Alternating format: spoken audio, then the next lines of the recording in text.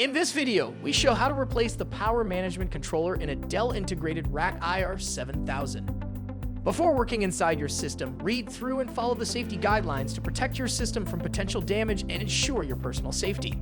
For more information about safety guidelines, see the service manual at dell.com/support. To remove the PMC module, disconnect the network cable, press the release latch, and slide the module out of the bay. To install the PMC module, align and slide the module into the bay until the release latch clicks into place. Reconnect all necessary cables to the PMC connector. For more information or support about the Dell Integrated Rack IR7000, visit dell.com/support.